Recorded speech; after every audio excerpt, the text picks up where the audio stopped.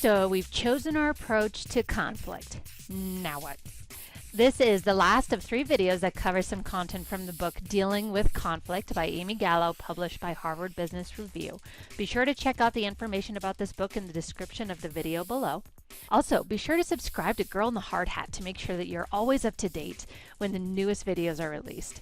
Click that subscribe button, click the bell if you like that sort of thing, and share these videos to anyone you feel could use or benefit from these.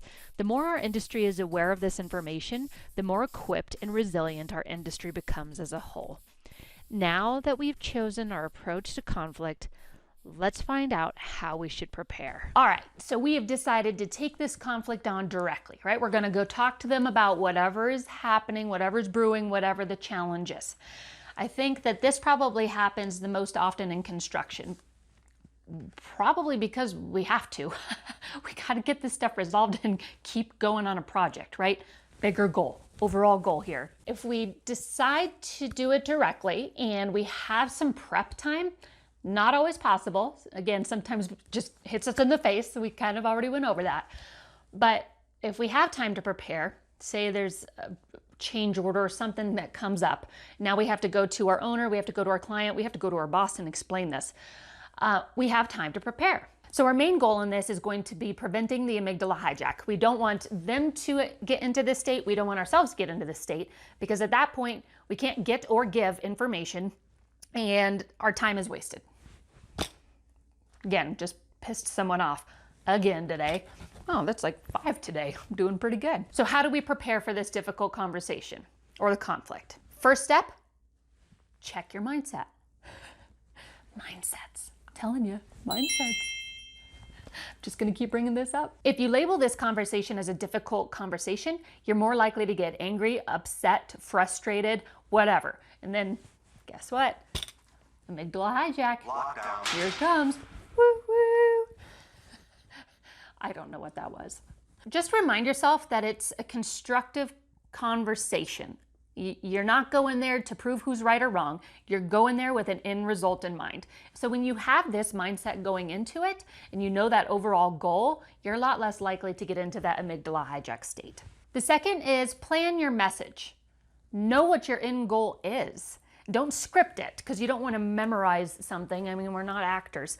We're just trying to go in there with a main overall intent. When you're planning your message, try to remember to ask questions instead of make statements, because at that point we're making assumptions and it could come off as blame. So you could say, do I have this right? Or am I understanding this right? Again, you're putting that on you instead of saying, you're not doing your job correctly. You said that you would do this. It's not going to go well. Again, you're not going to be productive in that conversation. It's just going to cost us more time. None of us have more time. No one. Best is if we can use words like we or us, because it reminds all of us that we're a team and that we're working towards a goal together, and it's not singling somebody else out or leaving them behind. The next is make sure you listen to their perspective. Again, we got to listen to it. It may sound like it takes a lot of time to do that, but it's going to take a lot more time if we have to go back and forth because of an arguing. I know that all of us have experienced this. It's drug on for months of just arguing and bickering and backup, and documenting my side of it. Let's get in here, prepare for this conversation, get it over with, come to a resolution, be done with it. But make sure that you listen to their perspective. Do not blame, do not accuse, do not assume. They may bring up something that we had no clue, something that we couldn't even imagine was even a possibility or a part of the conflict. This is a good point in the conversation and the conflict as well, to come up with those commonalities. We both have this goal. We both have this process. We both want to make money. We both want to be done with this job. I don't know. Probably 90% chance that both of you are out there trying to do the best that you can. Who wants to go out and just do a job every day of their life? I don't think so. Try to identify some common goals even before you get into the conflict. But if you can't, then ask. What do we have? What do you want? What are some of the common things that we can start working towards? Let's identify those so that we can move forward. And a little trick too is ask for advice. Well, how do you think that we should do this? Do you have any suggestions? Holy That goes a pretty long way. It actually gains an advocate instead of an adversary. It's a good technique. Don't hash out the past. Just work with the future in mind. I know sometimes we have to figure out and do investigative work to see, well, who's going to pay for this? Whatever. But check yourself when you're getting into conflict. Is this the time to bring up those conversations, or are you just trying to move forward and keep going at this point? If that's the case, just even state that. We'll deal with the past later. We need to move forward. Let's come up with these plans. Let's get moving forward. I don't care about what happened in the past at this moment. We'll talk about that later. Next is prepare for multiple scenarios.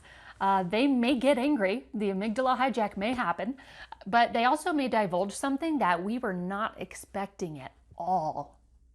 Wow. Next is pick the right time. I know this isn't always possible, but if it is between a coworker, you kind of know their schedule. Do they have deadlines coming up, or is there a certain time of the day that they're bombarded with subs asking questions? Is there a better downtime?